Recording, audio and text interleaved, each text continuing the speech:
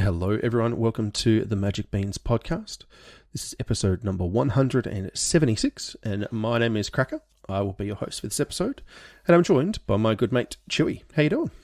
I'm well, mate. How are you? Good.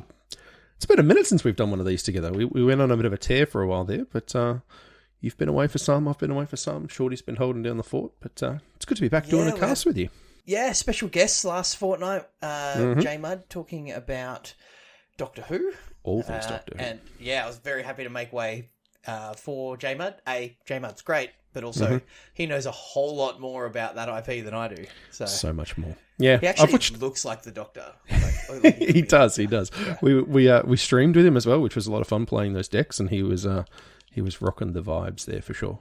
And Absolutely. He won. Spoilers. Sorry. Yeah, did we let him happen? Let him win that? You know, who knows? Yeah. No one go back and watch know. the VOD, and you be the judge. See, it's on YouTube. Yep. Yeah, we've got a bunch of stuff to talk about. There's been a million things that have come out in the last 2 weeks, so we will chat about a whole stack of things: new boosters, new sets, new universes. But before we talk about universes and sets, we got to talk about Josh and Pat's.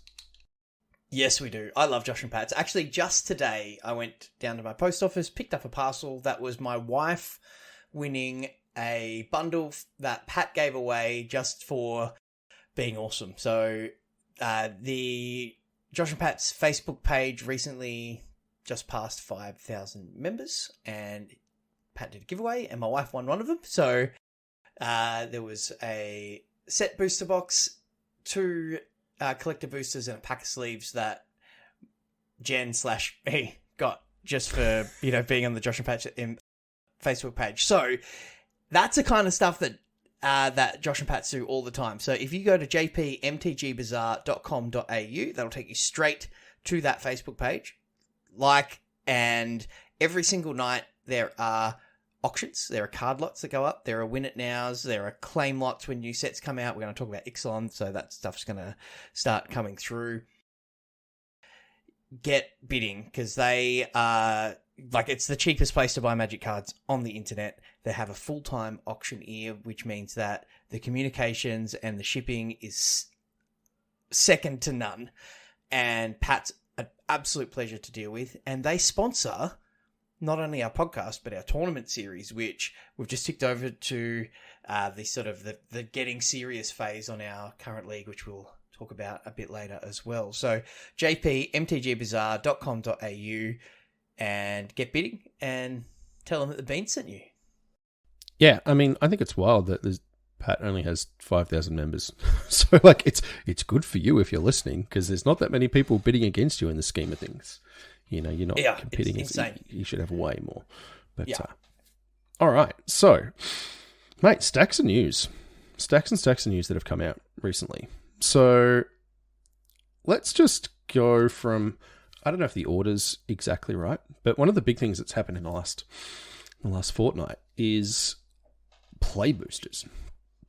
So, Wizards are introducing a new type of booster called play boosters, and they are putting it in place of draft boosters and set boosters. And it's basically combining the two. So it's going to be draftable. So it's going to have 6 uncommons. So they're going back to what they had before they had 2 different types of boosters? 3. They just had one type of booster? Because we've still got collector boosters. They're not going Oh, sure. Yeah, I mean, collector boosters are collector They're boosters. They're like their own special thing. Yeah. Yeah. So I'll just talk about what's in the boosters first of all. So Sure. It's draftable. There's up to 4 rares total, which is interesting. So slots 1 through 6 is going to be commons. 7 is going to be the list /common. Then 8 through 10 is going to be uncommons. Slot 11 is going to be a rare or a mythic. 12 is going to be a basic. 13 is going to be a non-foil wild card. 14 is going to be a foil wild card. And then 15 is going to be like an add token sort of thing. So 14 cards, which is actually one less than we've normally had, but you've got the list, which can potentially be a rare. Then you've got slot 11, which is your first rare slot, rare/mythic. Then you've got the wild card in 13, which could also be a rare. And then 14, which is always a foil. So you get guaranteed a foil in every pack, which is pretty cool. And that's also going to be another, it could be anything. It could be a common, uncommon, rare, mythic. It also says star may contain booster fun. So I think they're trying to make a joke there that it might be fun. But this is what it's going to be. So no more draft boosters in the way that we have been used to them for 30 years.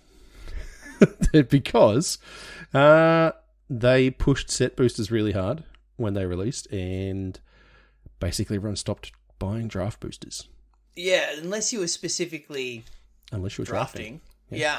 Like, why would you buy draft boosters? Like, I completely understand how, that came about. And, it's I don't know how they didn't see that coming. Surely the writing on the wall was there. Like, Magic players like value. That's why we play Magic. That's why we like 2-for-1s and, cards that give us value.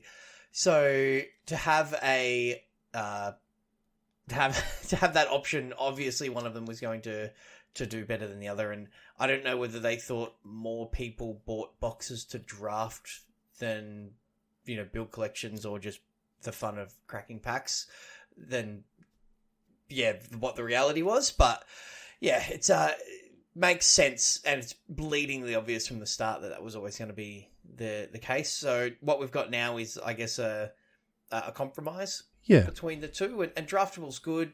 The purist drafter in me's like, but it's different. But hey, like, whatever, it's different. It's still drafting. It might be, a percentage of drafts will be a percentage more bomby because there's more rares, being opened. Fine. It's also, this could have been a good card, but it's this trash rare that I can't play as well. So I'm not too worried about it from that. Like, as a draft purist, an initial, like... knee-jerk reaction? Guttural response was it was negativity, but then when I think about it, like, it's fine. I'm not sad about that at all. I'm not sure what happens with drafting on, Magic Online and Arena, whether that remains as it is or that goes to... So on Arena, specifically, they've said that they are going to be following paper. So they will be moving to these packs in Arena as well. I imagine they will do the same in Magic Online. I can't see why they wouldn't. Obviously, they're like the most entrenched players to play spreadsheet Magic. But yeah, I suspect that they will make this change consistent across the board. That's something they've certainly done throughout time. Okay, cool. Yeah, not mad about it. And I'm imagining that they're probably jacking the price. So they're going to be the same price as set boosters. Okay. So $1 or $2 more per pack. So the draft will go up by a few bucks. Yeah. If that's what you're going to do. I get it. And I've been listening to a really interesting podcast where it was Jerry T's podcast, and he had a store owner come on and was talking about this. And he had some really good insights, actually. So it was really interesting hearing his perspective. But one of the things that a lot of people think that draft suffers from is that it's not very exciting. Right? I know that you don't think that. But in terms of, like, it could be more exciting. And so this is a good way of doing that.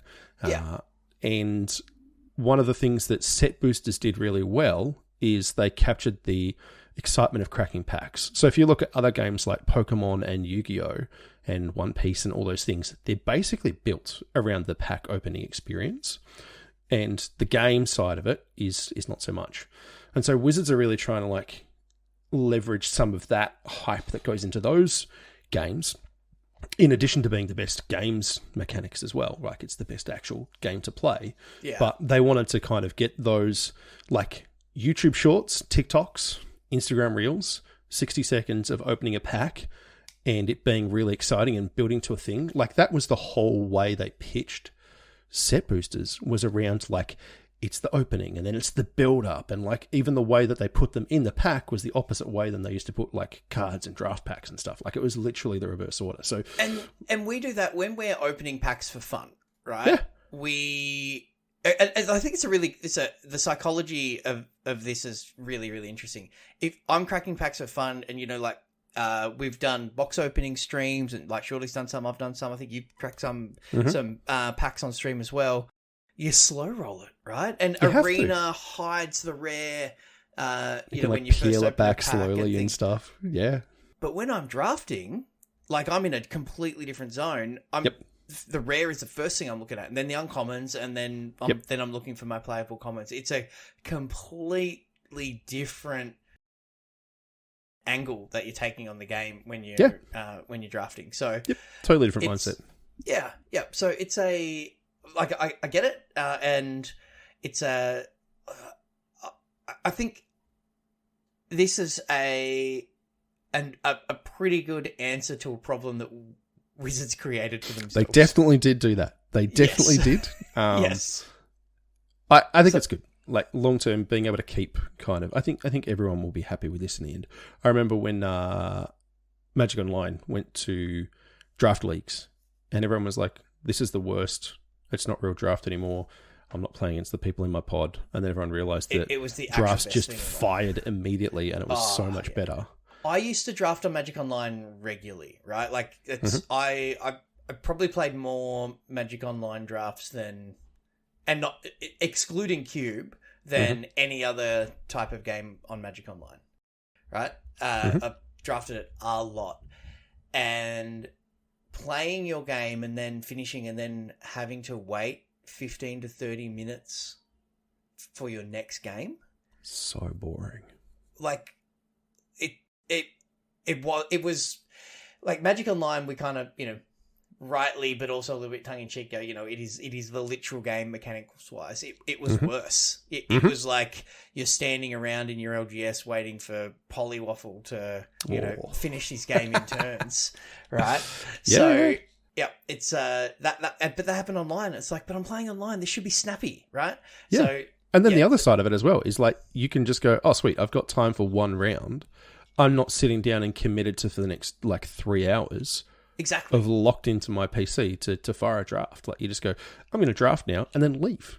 Go play with the kids, go have dinner, do whatever, come back, play a game, come back a week later, play the next rounds. Like exactly perfect. Right. Yeah. So yeah, I think that this will fall into that sort of slot, and people will pretty quickly adapt to it.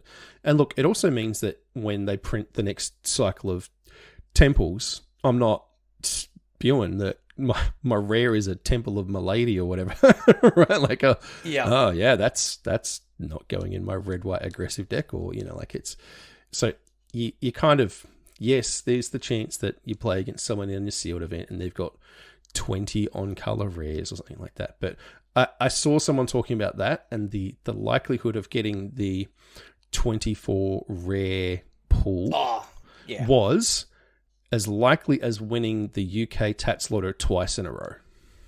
Okay, there you go. It was like in the billions. Yeah, so exactly. Statistically impossible, I think. Negativity, bias. Yeah. And, anyway, I think someone was just joking around with that kind of thing. Yeah, but it's look, someone would be salty about it for sure. Of course, but they're wrong. Absolutely. So set boosters, fine. Yep. Couple of extra bucks on your draft is a bit annoying, but as seen by the numbers of sales, that affects the smaller market share. That's why they're making this change. So yeah, and also you're going to get more value, right? Exactly. In theory, you've got more rares that you're opening or have the potential to open. So, and you're going to get past more rares. How good does it feel when you get past a rare? That's what's the best thing about Cube, man.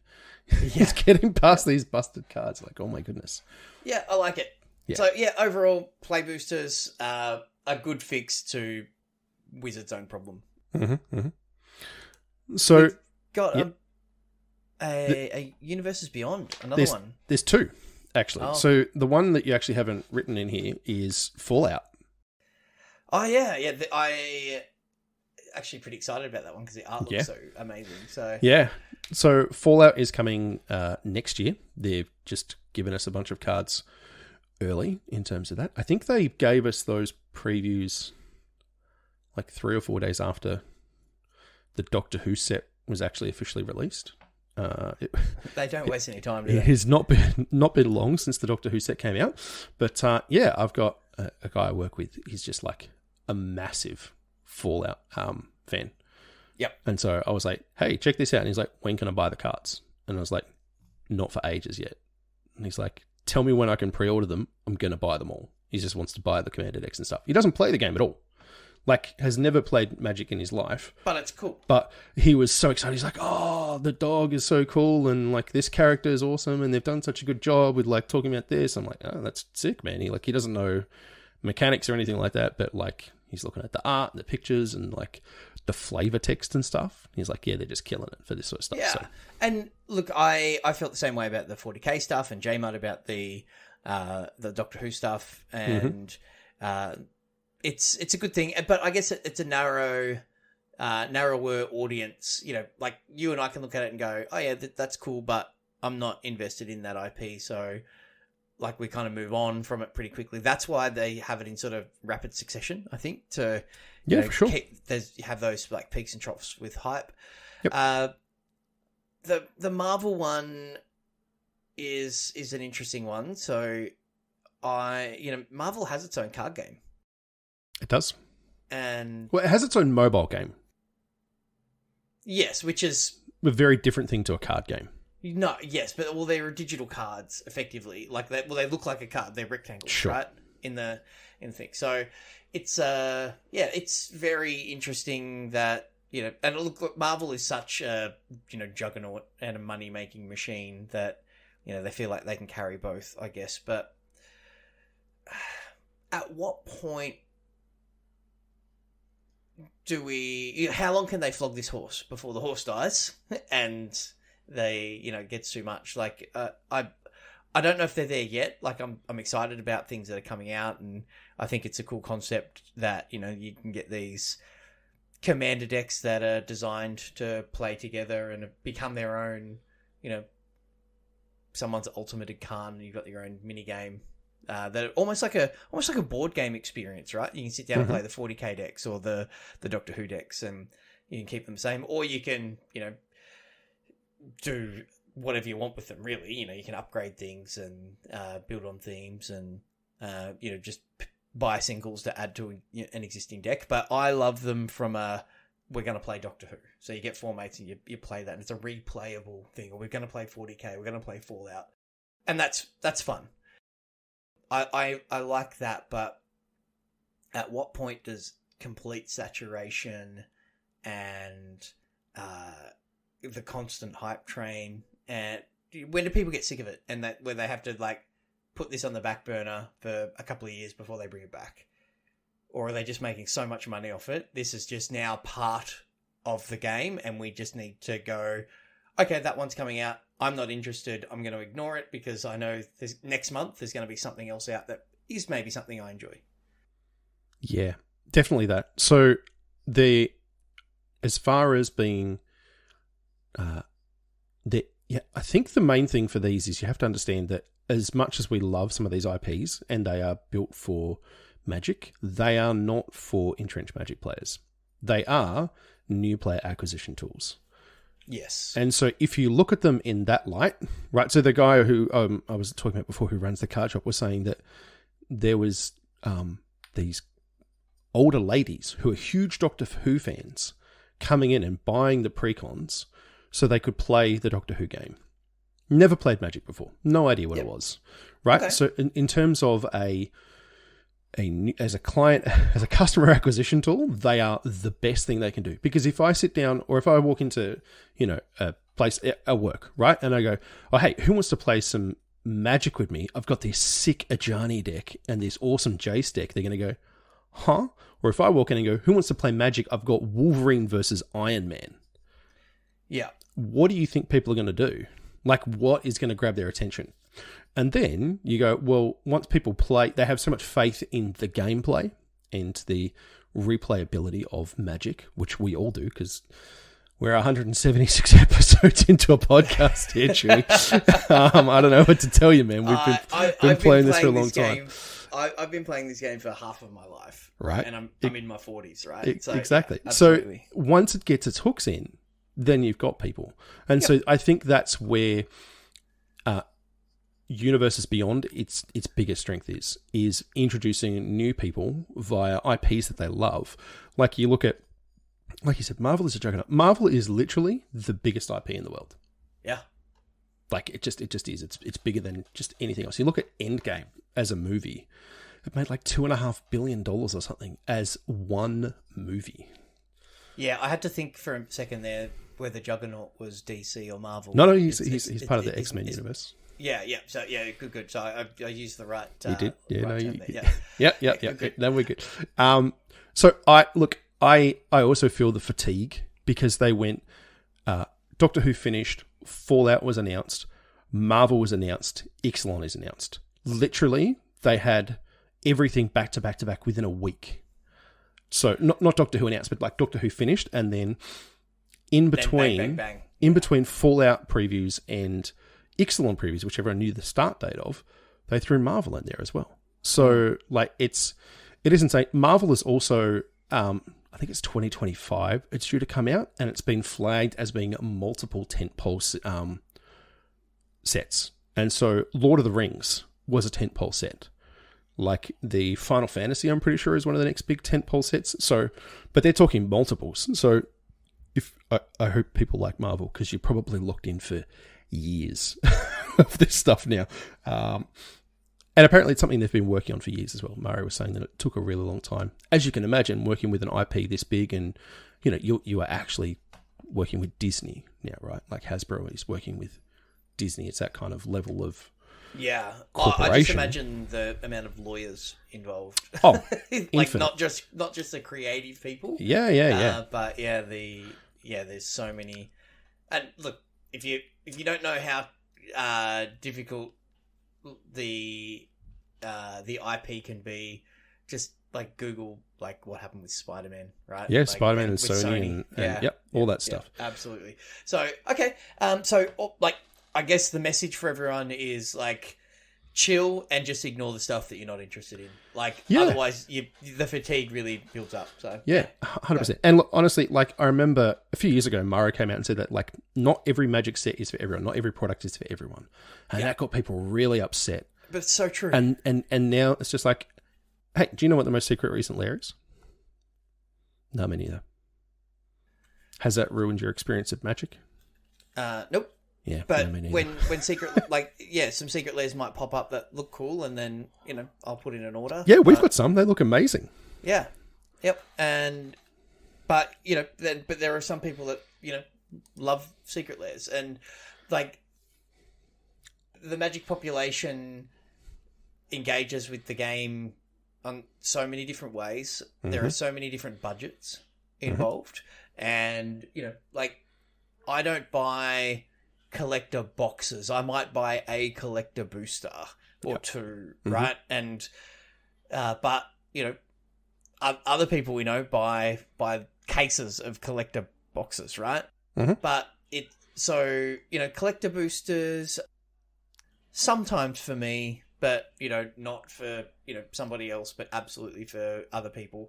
For me, I like buying a box, and that so a play booster box, that's for me. That's where I sit in the market, and then I buy singles from Josh and Pat's MTG Bazaar, and that's where I sit in, and I play the digital games, and I guess what I'm saying is, don't get upset about what is for you and what is not for you. Have a look at where you sit within the WotC marketing stream, because I guarantee you there are things that are catered for you.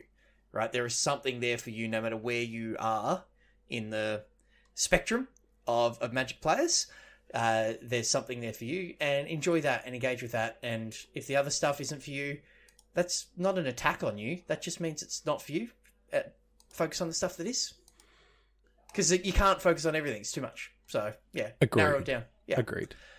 Awesome. So now we've talked about that. Let's talk about new cards.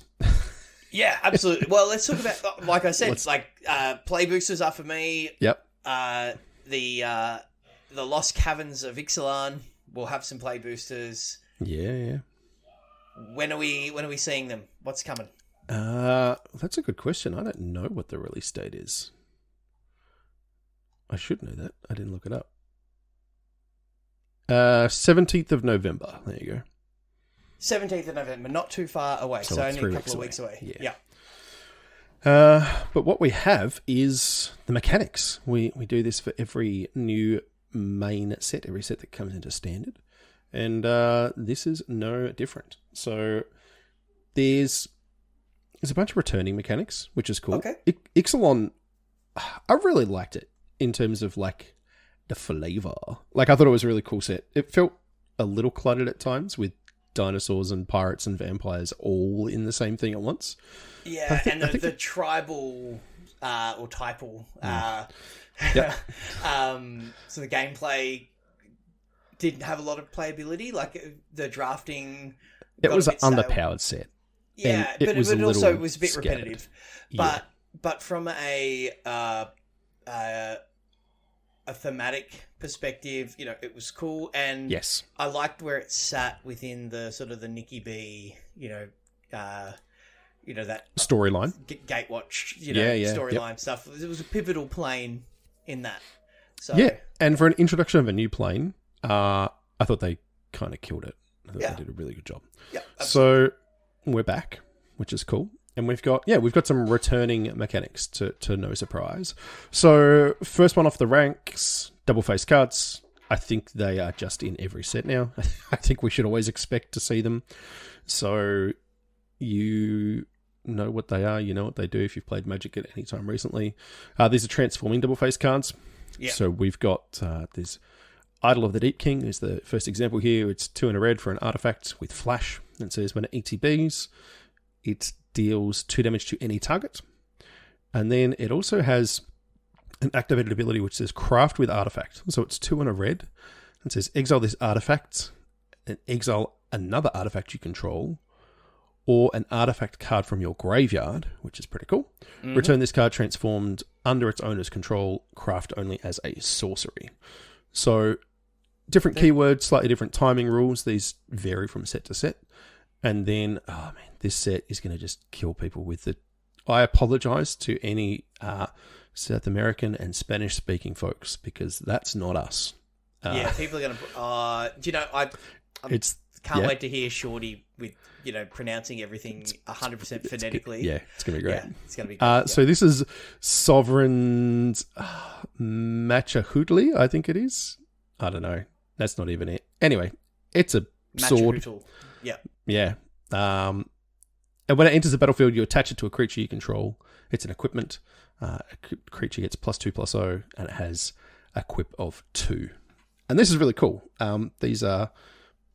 They've gone really deep with making sure that they are true to the nations that they're pulling from. So obviously this is very much a Aztec, Inca themed South American, conquistador set. And these are like wooden swords with obsidian blades, which is very cool. Well, they have cultural consultants now, they do. Which I think is great because some of the things that we've seen in the past have been perhaps a little tone deaf, and they've learnt from that, and it adds a depth to sets that have those that setting or themes inspired by real world places, and it gives it real grounding, right? Like it adds a sense of realism to it. And look, this is as somebody who has some indigenous roots. I love seeing this for other cultures because it calls out people they'll feel seen, so that people that are Japanese in the Kamigawa set or people that are South American here can go, hey, that's I'm represented here, but also for the rest of the world and other people in those regions that don't share that heritage, it's also educational. We can look at this and go, oh, this what is this? I'm going to Google this and I'm going to learn stuff and I'm going to learn to respect somebody else's culture that I might not have even known existed, or aspects of a culture that I didn't know existed. So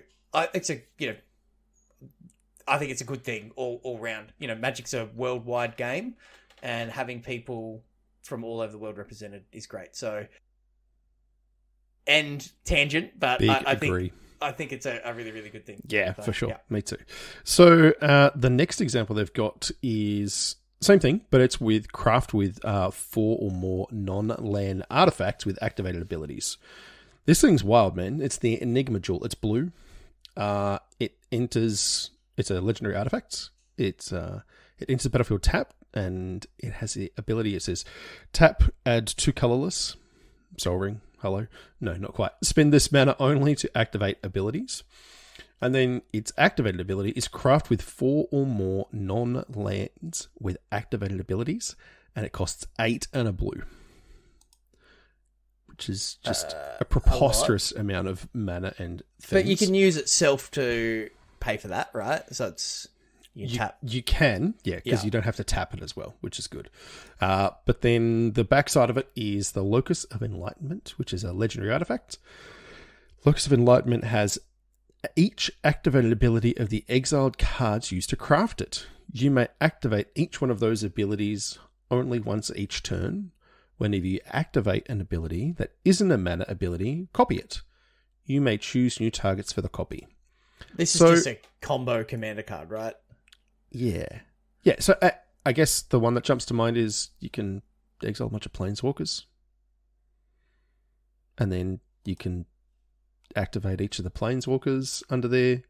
I mean, they are gone. Like, when it's destroyed, they are exiled. So, you don't get them back when the thing is destroyed. It's not hard. It's, way too difficult to just destroy artifacts. So it's nearly impossible. Yeah. Anyway.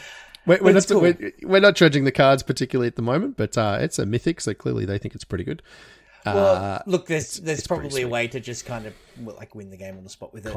If you get convoluted and crazy enough. Yeah. Listen, man, if you're tapping for 9, you should probably be winning the game somehow. Yeah, absolutely. With 4 or more non-lands. Anyway, there's some returning cards, some reprints. There is. I'm really excited about these next 2. So the Growing Rights of Itlamok is back. So these are transforming double face cards. So Growing Rights is back, and also Treasure Map. So these don't specifically have activated ability, they have a triggered ability. So Growing Rights... You just got to meet the conditions, right? Exactly. So Growing Rights is 2 and a green for a legendary enchantment.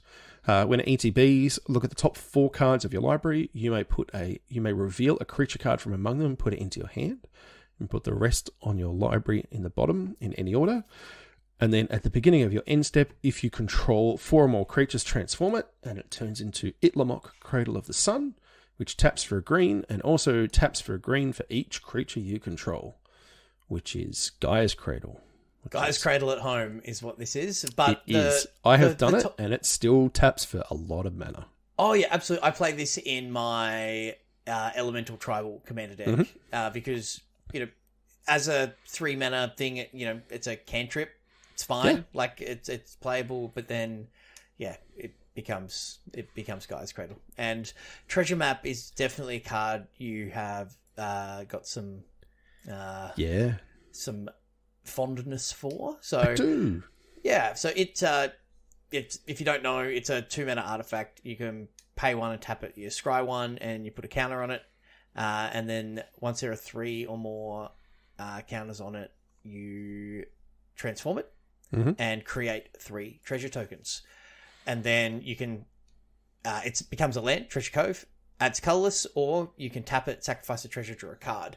And I don't know if you've been paying much attention to Magic over the last 5 years, but treasure tokens is pretty easy to create. So this just becomes a really, so it's a smooths your draws, finds your cards, and then just turns into that mid to late game draw engine. Won many games off a Treasure Map, and it's come in from aggressive and mid range decks, sideboards in control matchups from the day that it was printed. So it's a good Magic card. Good to see this back. It's a great card. Yeah, I'm really pleased to see both of those returning. Actually, I wasn't expecting to necessarily see reprints, but when I spotted these 2, and also Thrashing Brontodon is back. Thrashy B. Thrashy B. So 2 green for a 3/4 with an activated ability of sack, destroy target enchantment or artifact. I don't even have the card in front of me. I just remember what it does. Like, we played that one a lot too. A really strong, I played that really, in really my Muldrotha commander. Yeah. Because it's just like, I'm just, every turn, I'm 4 mana every turn, but I'm just going to blow up your best artifact or whatever. It's, the epitome of the rock right there. Exactly. I like it. What's the next thing? We've got the opposite of the mechanic that we had the first time we went to Ixalan, where we had Ascend, where you got like the city's blessing. Mm-hmm. Now we've got Descend. We got Descend. We're going about? down. So this is complicated, actually. There's quite a few parts to Descend here. So basically, it's there'll be a check at different points if a permanent card has been put into your graveyard from anywhere. So that is the definition of Descend. So you have descended if a permanent card has been put into your graveyard from anywhere. So discarded, you've had a creature countered, you've had something die, you've sacrificed, you've milled. Exactly. Now, it doesn't have to stay in your graveyard. So sacrificing a treasure token. Correct. I've descended. Okay. Yep. So tokens, be they treasures or creature tokens or anything like that, because in a strict rule sense, I know you know this, but like tokens hit the graveyard, they exist there very briefly, and then they cease to exist, right? They don't remain there. They are not a game object in a permanent sense, but in a technical sense, they are permanent when they enter the graveyard, at which point they have triggered Descend.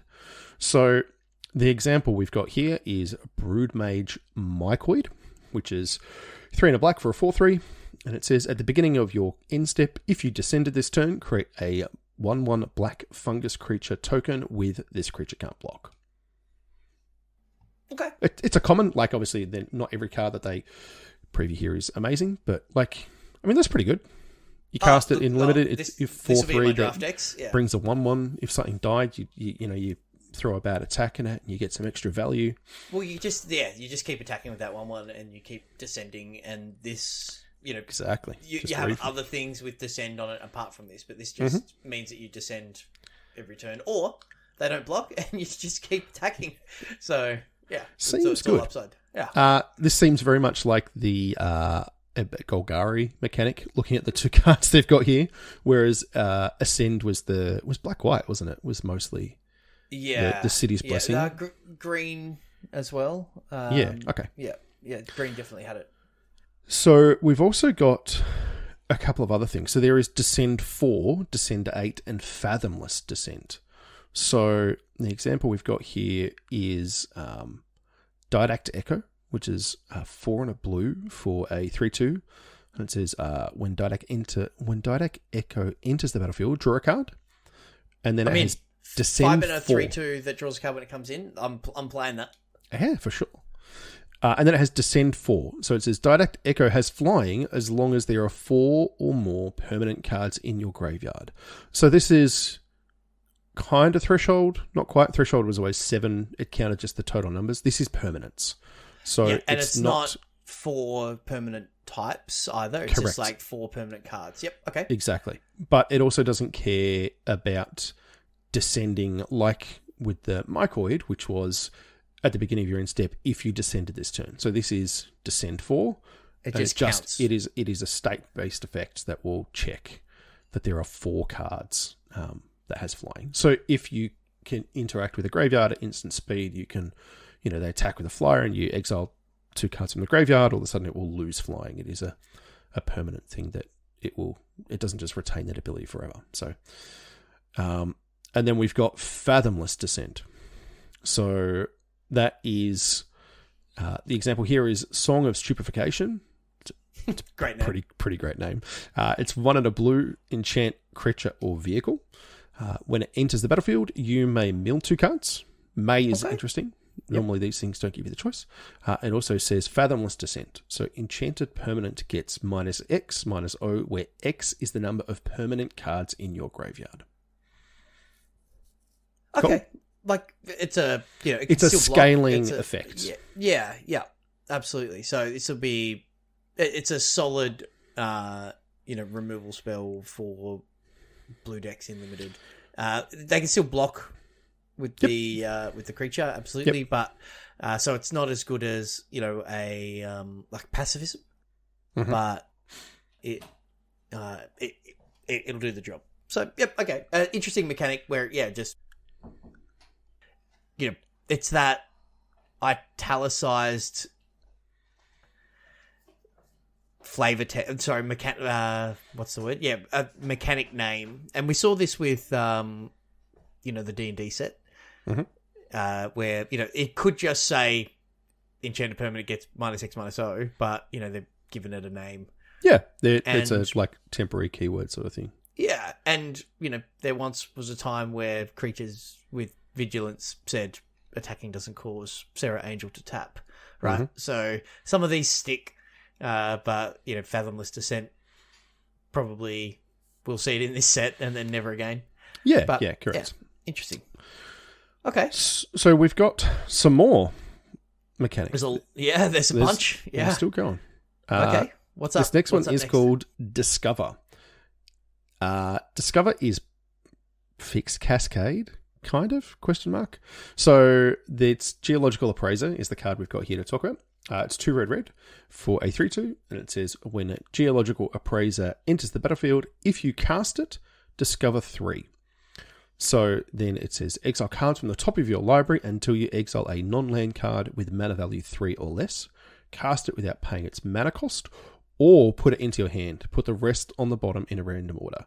So Cascade is a cast trigger rather than it enters the battlefield. And it also doesn't care where it was cast from. Yeah, that's right.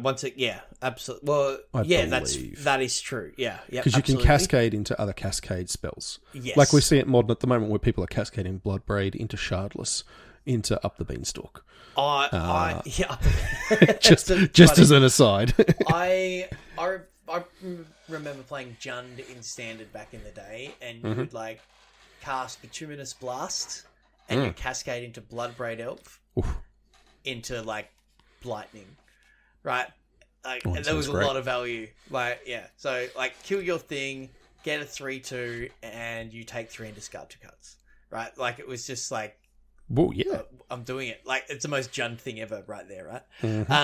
So and Cascade's been problematic from a rules perspective.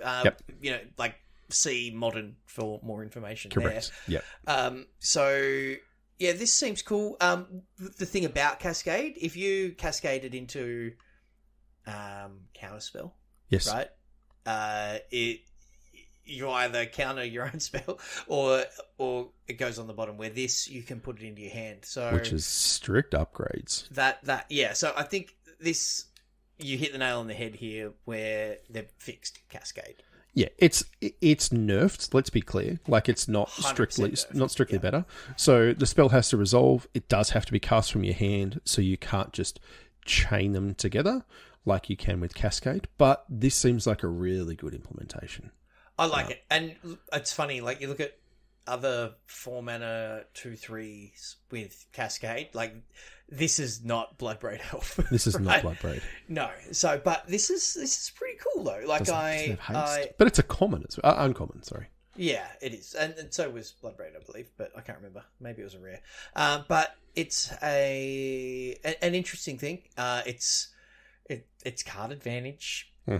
It's interesting thing to build your deck around or build your deck with this sort of thing in consideration. It's just not a busted combo piece like we've got with Cascade. So I like it. Hopefully it plays well. They have noted in here about adventure cards, because obviously we're still just rolling out of Wilds of Eldraine. There's a lot of adventures.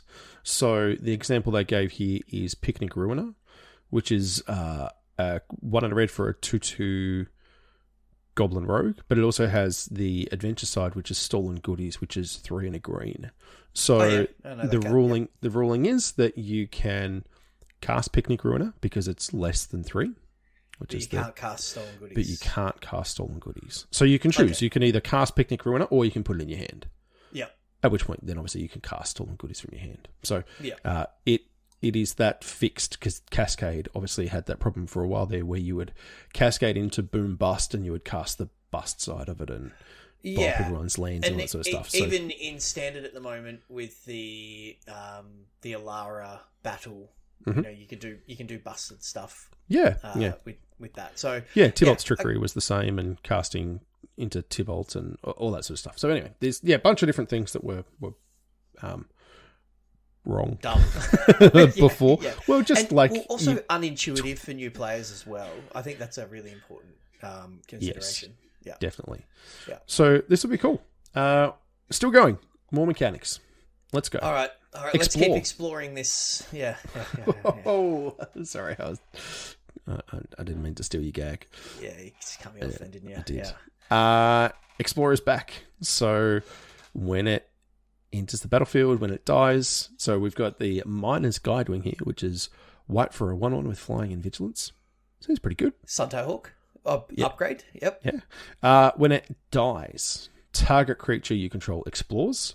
So target creature. Oh yeah, okay. So explore is reveal the top card of your library. Put that card into your hand if it's a land. Otherwise, put a +1/+1 counter on that creature. Then put that card back on top or into your graveyard. So if it's a land, you always draw it. Your creature doesn't get a buff. If it's a spell, then your creature gets a +1/+1. And then you can either mill it, put it into your graveyard, or you can put it into your hand. And Explore will come with Explore 1, it'll say Explore or Explore 2.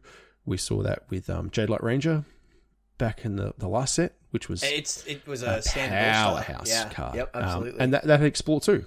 So you got to basically, you could put the card on, if it was a spell that you wanted, you could put it on top, reveal it, get a +1/+1 counter on Jadelight, reveal it again, and then get another +1/+1 counter. Or you could put it in the graveyard and then reveal the next card. So there were some interesting decisions with multiple explore triggers, and depending on what you wanted to do, it really did. Yeah. And it just drew you lands. Like it was very good. Also very good. I like the explore mechanic. It feels like there's a lot of mechanics in this set. There is a lot. Yeah. That's okay. We're still going. We've got map counters. I didn't know Map won the Invitational and got to create his own card. I mean, one Worlds. He could. Yeah, well, he's good enough. Yeah, I think so. So map, they're tokens. So a map token gets created. So we've got the Waterwind Scout as an example here. So it's 2 and a blue for a 2/2 creature Merfolk Scout, because don't forget, Merfolk were in this set before. It's a flying Merfolk. Okay. It is a flying Merfolk. And he's got water wings. Water wing. Okay. Yeah. I'll see what's up. Yep. So when it enters the battlefield, create a map token. And a map token is an artifact token. And it has activated ability of 1, tap, sacrifice this artifact, target creature you control explores. Activate only as a sorcery. Okay, so your creatures don't have to have the Explore token. This fuels your Descend cards, because sacrificing the map descends, but then you're able to put cards in your graveyard by exploring, which can make your the other dude fly. So yeah, there's some interaction here between between these mechanics. So pretty cool. I like it. It is. Rather than just being tied to a creature, I imagine there's probably some spells and things that will create map tokens, which is cool. Yeah, I can early doors, but oh my goodness, this set is all about playing to the board. Yep. Yeah. Yep. Very much so. It's a good thing Standard isn't already like this big mid-range slugfest. Gosh. All right, so we've got one more thing, which is called finality counters. Oh, they left that to last. Nice. They did, yeah. Very clever. This is actually, it sounds complicated, but it's actually not too bad. So we've got the Intrepid Paleontologist here, which is 1 and a green for a 2/2. It's a human druid. It's got an activate ability of tap, add 1 mana of any color. Pretty Love good. it. 2 mana, 2/2 mana dork. And then it has the activated ability of 2, exile target card from a graveyard. And then you may cast dinosaur creature spells from among the cards you exiled with Intrepid Paleontologist. If you cast a spell this way, that creature enters the battlefield with a finality counter on it. If a creature with a finality counter would die, exile it instead. So they're just keywording it around creatures that cast from a graveyard. They never went back. Not they never. They very rarely went back to the graveyard. They end up in exile. Thing, right? It's like flashback. It's like jumpstart. It's like a bunch of those different things. Yeah, there was the angel from a few sets ago that let you play things, and then it had some life tacked onto it, that one. But yeah, it's a bit like the previous mechanic where they've just kind of keyworded it a little bit, but cool card. Yeah, it seems really good. And it's your opponent's got to have dinosaurs to use the big block of text at the bottom, but from a pure previews perspective, a grizzly bear that's a mana dork, and also some graveyard interaction seems like a standard playable card. Absolutely. 100%. Because it does say exile target card from a graveyard. So it's not yours. So it is effectively... And you have to tap to do that? Like it's just a mana sink? Yeah. Well, you can tap it to pay for the cost. Yeah, absolutely, yeah. So it's a scavenging ooze, almost. It doesn't... Yeah, like a Scooze that doesn't grow, but But it's a Scooze bird of paradise as well. Yeah. All right, we got Scooze of paradise, yeah. Scooze of paradise. All right. I like it. So there's a lot going on in this set. It's going to take a while to wrap your head around everything. There's going to be some complicated board states. There definitely is. I see, yeah. A lot of it feels very familiar, though, right? It feels like Ixalan, we've talked a lot about what we've got going on, but it's like there's transforming. We know about double face cards. We know about activated. We know about triggered double face cards. We've got descend, which again, it doesn't feel super hard to understand, right? If something died this turn, we trigger an ability. Or we're counting the number of permanents in a graveyard. It feels better than Ascend, where you have to count the number of permanents you control, and you're like, oh, correct. I actually had the City's Blessing here and I missed it. Or I'm triggering the City's Blessing, but that thing died last turn, right? And it's not like the day-night cycle. Yeah, absolutely. Which is pretty horrible. So the one that might be a little different for a lot of people is going to be Discover 3, right? Or Discover 4, whatever those end up being.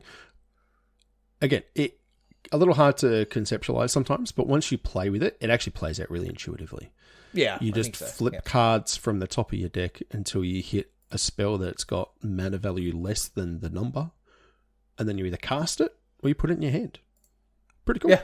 And then Explore we've done before, Treasure Tokens we've done before, Map is just Explore, and then Finality is just kind of it's a familiar thing. It is. It is. Yeah, exactly they've just put it. They've just formalized it. Yeah, which is cool. Yeah. So we've got some millions of cards. Absolutely. We've got some previews out, and I had a quick flick through Scryfall and the on the Magic Beans Discord. We've got the new set and preview discussion thread, which pops off at all the time because there's always new things. So link to the Discord in the show notes. If you're not there, you got to be there. But yeah, there's a couple of cards that jumped out at me. So I just thought, in the last few minutes of the cast this evening, we would run through some of the ones that I like. Some of these for different reasons. Some of them, I think they're just kind of cool. Some I'm excited about from a commander perspective or a draft perspective. But the first one I think is gonna have a presence in standard, and that is Bone Horde Dracosaur. It's a 3/2 red for a 5/5 dinosaur dragon with flying and first strike. 5 mana 5/5 first strike, fly. Okay, bang, I'm in. And it is it has a big block of text on it as well. So it says at the beginning of your upkeep, exile the top 2 cards of your library. You may play them this turn. If you exiled a land card this way, create a 3/1 red dinosaur creature token. If you exiled a non-land this way, create a treasure token. So it is a giant dragon that makes an army, and discard advantage. Yes, it dies to Doomblade. You have to untap with it. But, oh my gosh, if you untap with this thing, your chances of winning the game go through the roof, right? Do you know what it does? Block Shieldred. It does block Shieldred, yes. Because it's got first strike. It's got first strike. 5 power first strike is a big game. Well, also, I'm going to play Shieldred on 4 and this on 5, right? Yeah, okay, fair enough. Yeah. I'm probably not going to do that. I've not actually cast that many Shieldreds, but it's a big boy. It's a big beater. So it's a big card. Yeah. So this will see play in standard. It will do things. And, yeah, 5 mana giant dragons tend to see play in standard. Yeah, and oh boy, do I want to open this at the pre-release. Mm-hmm. Mm-hmm. Yeah, very good. So from very large to very small, I have a what card. do you got? Yeah. This one is called the Poison Dart Frog. Have you seen this one? It's 1 and a green for a frog creature. It's a 1/1. It has reach. It says tap, add 1 mana of any color. It also has an activated ability of 2. Poison Dart Frog gains Death Touch until end of turn. That's pretty good. It's a common too. Hang so on, that's so it's a bird of paradise. Yep. So it's what? Yep. So it's 1 and a green for a 1/1 with tap, add 1 mana of any color with reach. It's a frog, right? So it's got reach. Oh, 1 and a green, not 1 green. Sorry. No, 1 and a green. So it's 2 mana. Yep. Yeah, it's not actual, just strict upgrades on bird. And that common, like I was losing my mind. Yep. Yeah. Okay. And then it has the activated ability birds of... flies. Have you ever put a Sword of Fire and Ice on your bird? There's been some fun standards over the years. Yeah. And then it gains Death Touch. People are going to get stung, pun intended, by a reachy surprise Death Touching frog. Yeah, absolutely. Okay, and cute art too. It's very cute. Yeah. With a little skull that it's hanging out in. Yeah, it's like, literally in the jawbones of a dead person. It's smiling at you, though. Cute and innocent. Yeah. Oh, I love it. So that's pretty cool. Yep. I will play this in limited. Like, if I'm in... Yeah, absolutely. Like, that's a good little card. I like it. I'm going to use the Poison Dart Frog, hopefully, to ramp into my Goltar Stampede Tyrant. So, Goltar, favourite in your household. And has, definitely hit the battlefield in competitive settings. But, this is the newest iteration. So, legendary creature, Eldritch Dinosaur, Goltar Stampede Tyrant. 5 green for a 12/12 with Trample. So... 8 mana, 12/12 trample. Like, my inner Timmy is, like, excited. But it gets better. When Goltar Stampede Tyrant enters the battlefield, put any number of creature cards from your hand onto the battlefield. like get in fools, like we're going. Like, it's an exciting card. From a Timmy perspective, it's a commander card, absolutely, but it doesn't have a if you cast it from your hand or if you it just says when it enters. Yeah, so you can reanimate this and then put some big fatties in your hand from your hand into play. You can flicker this and get multiple activations. And it's fun and cool and very, very Timmy. Is it good? Maybe. Probably not. But this is fun. Like this is it's a little bit tooth and nail. A little bit. It's kind of a sneak attack, extra activations sort of thing. So I quite like it. It's very cute. I like and flavorful from what Goltar does, and rallying all of the other dinos to come fight. Yeah, and if you and I mean, there are some pretty hectic dinosaurs that you can put into play that do some pretty crazy things, creature-based combos, and just... Put a Tali into play. Yeah, things like that. Yeah. So there's another one I've got here, which is called Tarian's Journal. So this is 1 and a black for a legendary artifact. And it has the activate ability of tap, sacrifice another artifact or creature, draw a card, activate only as a sorcery. Okay, and we've got treasure tokens, so yep. Yeah. I think there'll be a lot of stuff that's just lying around that you can sacrifice. Free sacrifice outlets, very good. Yep. Drawing cards off that, really good. It also has another activate ability, which is 2 tap, discard your hand, transform Tarian's Journal. The backside of it is called the Tomb of Akalotzos. Oh my goodness. I should have... Aklazots is what it is, actually. Aklazots, yeah. Aklazots. It's a legendary land. It's a cave. It taps for black. And it also has the activate ability of tap. You may cast a creature card from your graveyard this turn. If you do, it enters the battlefield with a finality counter on it and is a vampire in addition to its other types.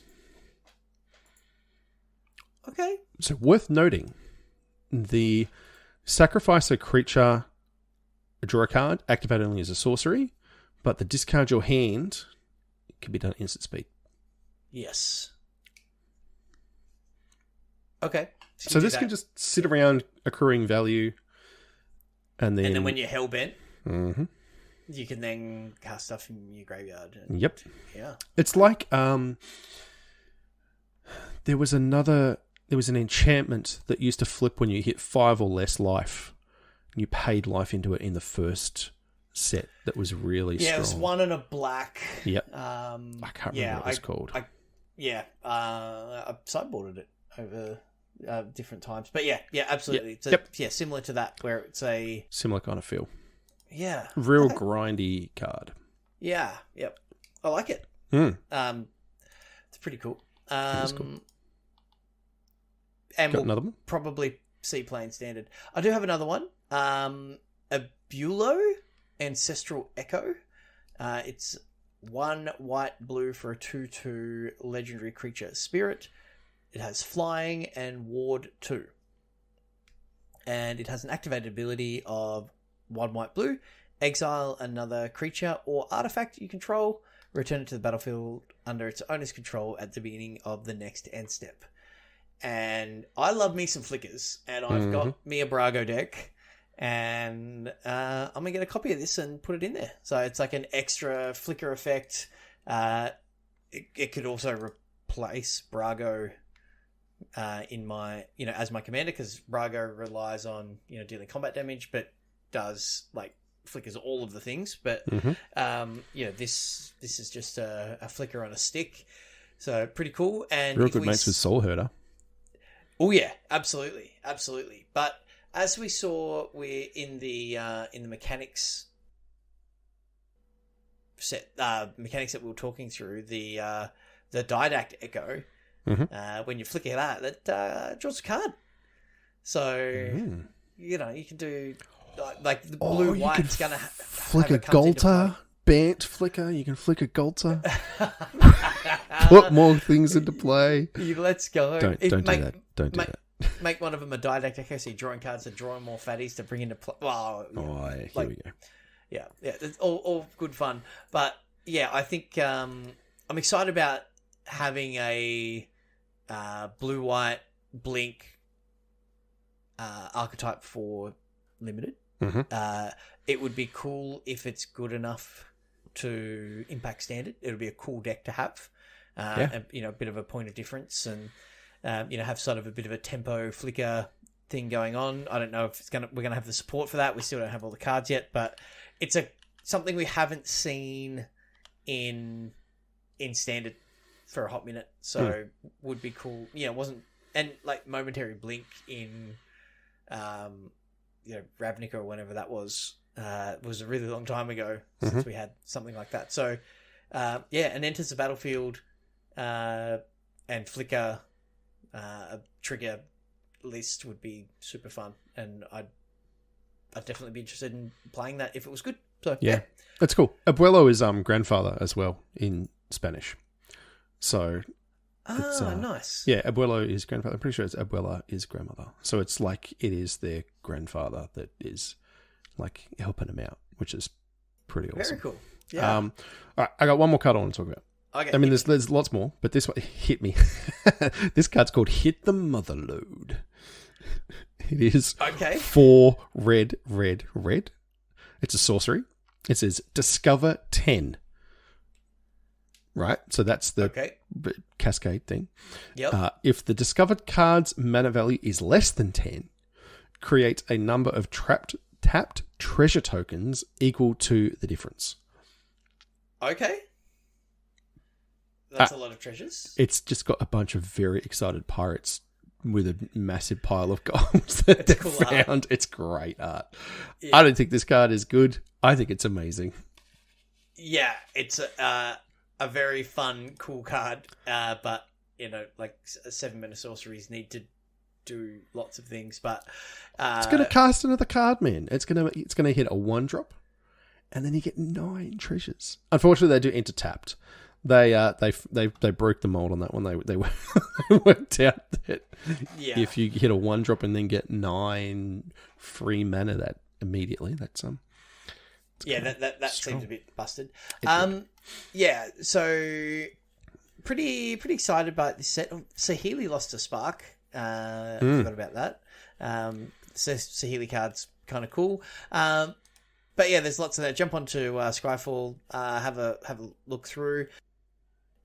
Hit us up on our Discord if there's any cards here that excite you, and we can talk about them. We can brew around them. We can share ideas. It's super fun, super cool, and our Discord is absolutely the place to be if you're not already in there for all things, because new set means new standards. We've got and new limited. Great community for all of that stuff, and we've got a league which has moved on to the next phase, and we've got the league finals coming up, but then we'll have our invitational, which is coming up as well, which is part of our tournament series sponsored by Joshua Pat's MTG Bazaar. So if you want to get in on that for next year and our other events and things, free to enter, amazing prize support thanks to our legendary sponsors. Come over to the Discord. The link is in the show notes. Couldn't have said it better. That's it. I think we're basically done. The other places, if you want to come check us out, Twitch, Twitter, YouTube. We have a website. It's all just Magic Beans Cast. Go to magicbeanscast.com and you'll find links to everything. But yeah, Discord's definitely the best place. This will be legal in standard when we hit the Envy, which we always do a big broadcast of, which is going to be a lot of fun. So I'm very excited to hopefully see a bunch of these cards in play and people brewing around and getting some ideas of what fun things we can get up to in New Standard, which is very cool. So come check us out. Please do, tell us what you think. Tell us what cards excite you. I was joking about the bringer of the last gift, the 8-mana Living End. We finally broke it. But it's now appropriately costed. Yeah, it's now fixed. It does say cast. I'm sad because you can't reanimate it. They keep fixing things, man. I want to do broken stuff. Anyway, the cube will be out when before this set comes out. You get your fix then. True. Yeah. All right. I think that's everything. I think we've covered it all. Yeah. Thank you, everyone. Appreciate you hanging out, and we will chat to you in a couple of weeks. Bye.